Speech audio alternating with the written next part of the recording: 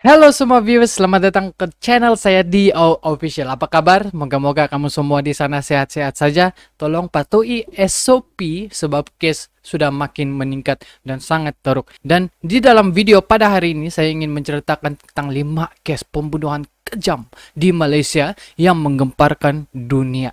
Alright, so sebelum itu, apa pendapat kamu tentang video saya sebelum ini?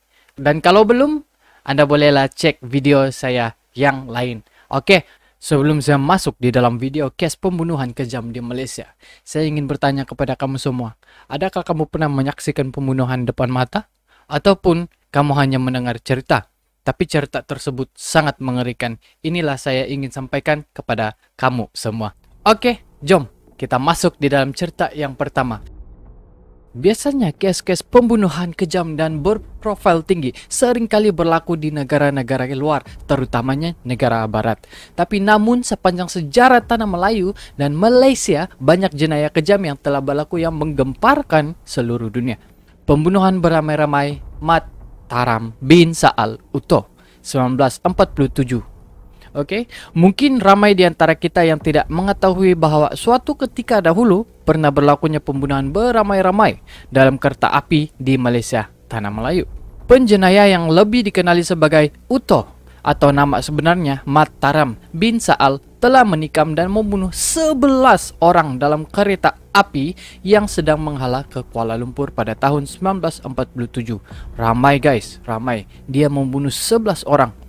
Utoh yang berusia 30 tahun dan berasal dari Indonesia dikatakan memiliki sebuah ladang di Parit 6, Perak.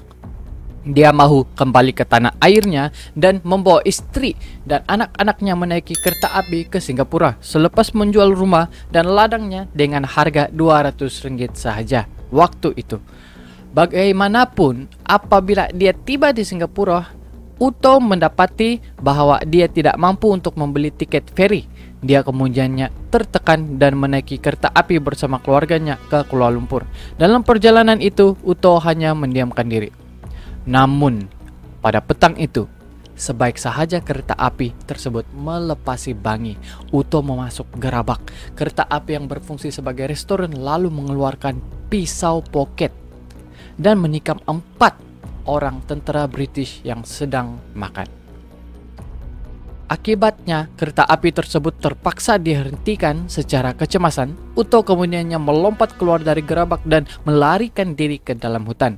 Dia kemudiannya menikam seorang lelaki gelandangan dalam perjalanannya ke sebuah kongsi organisasi sosial Cina. Lalu membunuh 2 lagi wanita warga emas, seorang lelaki, 3 kanak-kanak, dan mencederakan 9 yang lain. Tidak lama kemudian, pihak polis mendapatkan laporan tentang pembunuhan beramai-ramai tersebut dan mengejar Utoh, menyebabkan dia melarikan diri dan berjalan kaki selama 36 jam untuk pulang ke rumahnya di Parit 6. Utoh menjelaskan bahwa dia dihalau turun disebabkan terlibat dalam pergaduhan karena seorang budak menumpahkan air teh ke atasnya, membuatkan dia terpisah dengan keluarganya. Dia menceritakan semua kisah ini kepada polis ketika dia dibawa ke balai polis Sabak Bernam. Salah seorang daripada pegawai polis di balai tersebut terbaca tentang pembunuhan di Bangi dan mengesyorkan Utoh adalah dalang yang membawa kepada penahanannya. Akhirnya Utoh diisytiharkan mempunyai masalah mental dan diantar ke hospital sakit jiwa Tanjung Rambutan. Apa pendapat kamu tentang pembunuhan beramai-ramai? Dan cerita kedua pula guys. Wanita warga emas Korea Selatan dibunuh di Genting Highland. Ini adalah salah satu kisah terbaru yang membuatkan kita berasa seram sejuk apabila mengetahui tentangnya. Seorang wanita warga emas, warga negara Korea Selatan berusia 92 tahun, ditemui mati di sebuah hotel di Genting Highland. Wanita yang dikenal pasti sebagai Hyang Lian Jin sedang berehat di dalam bilik bersama dengan pembantu rumah warga tempatan sementara anak dan cucunya keluar. Tiba-tiba seorang lelaki yang berusia 57 tahun memecah masuk ke dalam bilik mereka yang bersenjatakan pisau lalu menyuruh Hyang dan pembantu rumahnya untuk diam. Lalu lelaki kemudiannya mengikat kaki dan tangan mereka menggunakan tali. Dia kemudiannya memukul warga emas tersebut sambil berkata bahwa dia tidak puas hati karena anak sulung wanita itu mengutuknya di belakang. Hyang terus dipukul lelaki itu hingga pingsan. Kemudian Hyang dibawa ke bilik air. Lelaki itu kemudiannya menunggu kepulangan anak perempuan Hyang dan memukulnya. Keesokan paginya, dia akhirnya meninggalkan bilik tersebut. Malangnya Hyang sudah berusia meninggal dunia akibat pukulan lelaki tersebut. 2 hari kemudian pihak polis berjaya memberkas lelaki itu di Bukit Tinggi, Pahang. Kita sudah tidak heran apa yang berlaku di Genting Highland, sebab apa yang ada di sana, biarlah di sana. Dan pembicaraan tentang Mona Fendi 1993. Mungkin kamu sudah pernah dengar, tapi saya ceritakan lagi. Tidak dinafikan, case ini adalah antara yang paling populer di Malaysia, serta dikatakan sebagai pembicaraan yang paling menyeramkan berlaku pada tahun 1993. Mona Fendi pernah menjadi penyanyi pop sebelum dia memutuskan untuk menukar kerjanya dan menjadi seorang perawat alternatif, dukun, ataupun bomo. Kerjanya sebagai perawat alternatif mulai berkembang dan Mona bekerja sama dengan suaminya serta dibantu seorang lelaki. Pada tahun 1993, seorang wakil rakyat dari Pahang yaitu Mazlan Idris mendapatkan khidmat dari Mona karena dia mahu menjadi lebih berjaya dalam dunia politik. Mona bersetuju untuk membantunya dan menawarkan tangkal yang dikatakan dimiliki oleh bekas Presiden Indonesia Soekarno. Mona mendakwa tangkal tersebut boleh membuatkan Mazlan digeruni dan kebal. Tapi sebagai balasan, Mona meminta bayaran sebanyak Rm2.5 juta guys. Terpedaya dengan kuasa yang boleh diberikan oleh tangkal itu. Mazlan bersetuju dan membayarnya Rm500.000 dahulu. Mazlan juga memberikan Mona dan suaminya 10 hak milik tanah untuk menampung Rm2 juta lagi. Kemudian Mazlan membuat temu janji dengan Mona untuk menjalani upacara pembersihan di rumahnya. Apabila dia sampai, Mona menyuruh Mazlan untuk baring di atas lantai. Mona menaburkan bunga ke atas Mazlan dan memberitahunya untuk menutup mata serta menunggu uang jatuh dari langit. Dengan tak semena-mena, pembantunya yaitu Juraimi menetak kepala Mazlan sehingga putus menggunakan sebilah kapak. Mayat Mazlan kemudiannya dipotong kepada 18 bahagian guys, menyiat sebahagian kulitnya dan menanam di sebuah bilik store berhampiran rumah mereka. Sepanjang pembicaraan itu, ramai orang yang terganggu dengan gambar-gambar Mona yang mengenakan pakaian yang bergaya dan sambil tersenyum seperti tidak ada apa yang berlaku. Akhirnya Mona dan suami dan pembantunya didapati bersalah karena membunuh dan dijatuhkan hukuman mati. Jadi macam mana apa pandangan kamu tentang pembunuhan yang sangat keji, sangat kejam yang dilakukan Mona dan pembantunya? Itulah cerita tentang Mona Fendi 1993. Oke? Dan kita masuk kepada cerita yang keempat. 2 pembunuhan kejam dan misteri di Pulau Pinang 2014. Pada tahun 2014, 2 kes pembunuhan kejam yang kena syak mempunyai kaitan telah mengejutkan Pulau Pinang. Dalam kes pertama, mayat seorang wanita tiada kepala dijumpai terapung beberapa kilometer dari Pulau Kendi pada 5 November 2014. 3 hari kemudian, mayat seorang wanita dijumpai lagi di dalam beg pakaian dengan kepala dan kakinya yang terputus. Badan mayat tersebut dibalut dengan selimut. Menurut timbalan Pesuruhjaya Kanan Polis Pulau Pinang, Dato' Abdul Rahmi, kes tersebut adalah kes yang paling kejam pernah diketahui.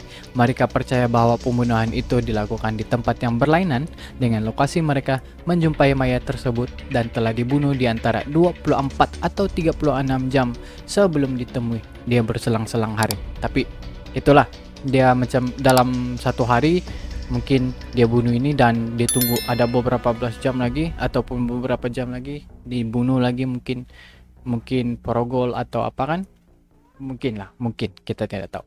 Tapi pembunuh itu pun tidak kena kesan sampai sekarang. University Science Malaysia juga memberitahu bahwa dorang pun tidak dapat menolak kemungkinan sama ada pembunuhan-pembunuhan yang terjadi itu dilakukan atas sebab ritualistik, tidak bersiri atau jenayah yang memberikan rasa gairah kepada pelaku. Dan kita terus pergi ke dalam cerita yang terakhir di dalam video kali ini, Charles Sobhraj 2003. Charles Sobhraj? Charles? I don't know, maybe tengok mana-manalah Charles kan. Oke, berasal dari Kamboja. Charles Sobhraj berasal dari Kamboja dan dia adalah seorang pembunuh bersiri yang sangat terkenal sehingga dia digelar 3 nama: Bikini Killer, The Spitting Killer, and The Serpent. Charles kekal sebagai salah seorang pembunuh yang paling menakutkan di Asia Tenggara. Dia telah melakukan sekurang-kurangnya 12 hingga 24 pembunuhan guys, dan dipercayai mempunyai masalah mental yang sangat kronik. Dia bermula dengan merompak pelancong di pelbagai negara di Eropa dan Timur Tengah, serta menghabiskan sebahagian besar hidupnya melarikan diri daripada pihak berkuasa. Ketika melarikan diri daripada pihak berkuasa di Thailand, Charles bertemu dengan seorang pemuda India bernama Ajay Chaudhary yang juga merupakan seorang penjenayah dan menjadi rakan jenayahnya. Dan di situ juga Charles bertemu dengan salah seorang pengikut setianya, seorang wanita Kanada yang bernama Mary Andre Lerek. Kedua-dua mereka melakukan pembunuhan pertama pada tahun 1975 apabila mereka melemaskan seorang wanita Amerika di kolam di Teluk Thailand. Sejak itu, mereka terus membunuh orang asing dengan mencekik, membakar, atau menenggelamkan mereka. Beberapa mangsa perempuan mereka memakai bikini yang serupa, di mana Charles mendapat nama panggilan Bikini Killer. Dia juga didapati meracunkan mangsa sebagai cara memanipulasikan mereka untuk mematuhi perintahnya. Pembunuhan mereka diteruskan dan mereka juga mencuri paspor mangsa supaya dapat mengembara ke seluruh dunia tanpa dikesan oleh pihak polis. Pada Mac 1976, Charles kembali ke Bangkok di mana dia ditangkap dan disoal selidik oleh pihak polis. Namun akhirnya dibebaskan karena pihak berkuasa takut pembicaraan pembunuhan itu akan menyakitkan industri pelancongan Thailand. AJ kemudiannya dihantar ke Malaysia untuk membantu mencuri permata dan menghantarkan kepada Charles. Diceritakan oleh Charles bahwa dia telah membunuh AJ dengan kejam di Malaysia sebelum meninggalkan negara ini bersama-sama Mary ke Geneva untuk menjual batu permata yang dicuri. Charles pun meneruskan aktivitinya merompak dan membunuh di mana-mana negara-negara luar sampailah akhirnya dia ditangkap dan dijatuhkan hukuman penjara 12 tahun di New Delhi pada Julai 1976. Pada September 2003, Charles ditemui oleh seorang wartawan di Kathmandu, Nepal, yang kemudiannya memberitahu pihak berkuasa tempatan. Dia ditangkap dan didakwa dengan 2 pembunuhan kes berlainan yang dilakukan pada tahun 1975 dan kemudiannya dijatuh hukuman penjara seumur hidup pada tahun 2004. Jadi sampai di sana saja guys, 5 cerita tentang kes pembunuhan yang terkenal di Malaysia. Jadi macam mana? Apa perasaan kamu? Adakah cerita ini menarik? Dan adakah kamu suka dengan video-video seperti ini? Kalau kamu suka, tolong bagi komen di bawah dan bagi idea yang lain. Dan saya galakkan untuk kamu like, share, subscribe, and comment. Jadi sampai di sana saja guys. Oke, saya harap kamu semua sehat-sehat saja. Kita jumpa di video seterusnya. Bye-bye.